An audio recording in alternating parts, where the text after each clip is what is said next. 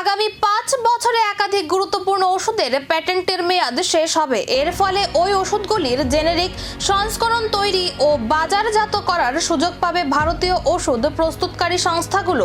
বিশেষজ্ঞদের মতে এর ফলে দেশের ফার্মা সেক্টরে বড় গতি আসতে পারে।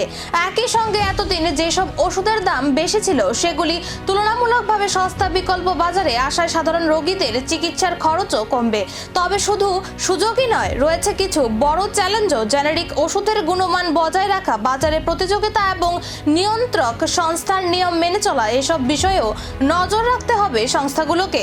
পাশাপাশি বিনিয়োগকারীরাও কোনো কোম্পানি এই সুযোগকে সবচেয়ে ভালোভাবে কাজে লাগাতে পারে সেদিকেই নজর রাখছেন।